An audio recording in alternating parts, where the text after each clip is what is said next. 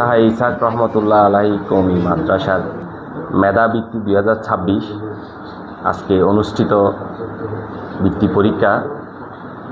কক্সবাজার জেলায় মনে হয় এই প্রথম কওমি অঙ্গনের একটা মেধা যাচাইয়ের মাধ্যম আজকের এই বৃত্তি পরীক্ষা।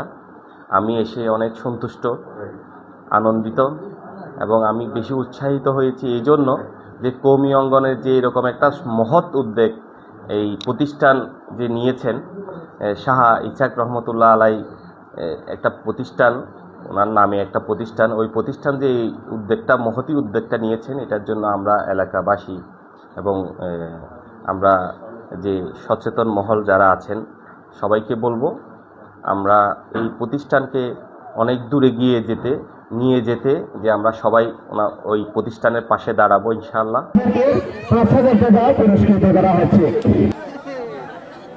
আজকে আয়োজিত মরহুম ইসাক ফাউন্ডেশন কর্তৃক আয়োজিত ইফতার মাহফিলের যারা মুরব্বীরা এসেছেন তাদেরকে সবাইকে আমি আন্তরিক অভিনন্দন শুভেচ্ছা জানাচ্ছি পবিত্র রমজান মাহে রমজানের।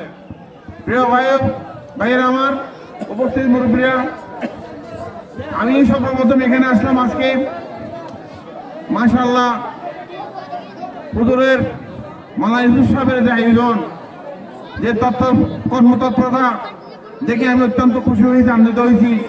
এই মাদ্রাসার আমার উন্নতি আমি উত্তরোত্তর কামনা করি এবং ইনশাআল্লাহ যদিও পুরস্কার বিতরণী মগরিব পরে হবে আমি থাকবো, সমস্যা নাই।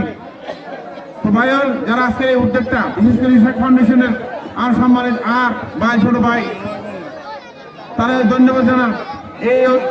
এই সিলসিলা যেন আগামীতে যেন জারি থাকে। নিজের বাড়িঘর হিসেবে কুমিল্লার মন্দির করার তৌফিক দান করেন। আল্লাহ আজকে যারা মেহনত করেছেন, বিশেষ করে মাওলানা সব থেকে নিয়ে আরো যারা এখন উপস্থিত হয়েছেন প্রত্যেককে নিয়ে আল্লাহ প্রত্যেককে কুমিল্লার মন্দির ফরমাল্লাহ আল্লাহ পবিত্র রমজানের মধ্যে আমাদের জীবনের সমস্ত গুণাকে মাফ করে। হাদিস শরীফে আছে পবিত্র রমজানে যদি কোনো কারণে একটি রোজা রাখতে না পারে, অসুখ অথবা অন্য কারণে যদি একটি রোজা রাখতে না পারে, তাহলে শাওয়াল মাস অন্যান্য মাসে গিয়ে সেই রোজাটা কাজা করে দিয়েছে। সুতরাং প্রায় দায়িত্ব মুক্ত হয়ে গেছে। কিন্তু হাদিসের মধ্যে আছে সেই রোজার ফজিলত, সেই রোজার বরকত কত যে বেশি। আপনি অবশ্যই দায়িত্ব মুক্ত হয়ে গেছেন, কিন্তু গোটা সারাটা জীবন ৬০-৭০ বছর ধরে আপনি একটি রোজার বরকত কত ফজিলত কত ফজিলত ছিল, কত বরকত ছিল। তাআলা ফি কিতাবিহিল মুবিন। আউযু বিল্লাহি মিনাশ শাইতানির রাজীম। বিসমিল্লাহির রহমানির রহিম। শাহরু রমাদান الذي أنزل فيه القرآن.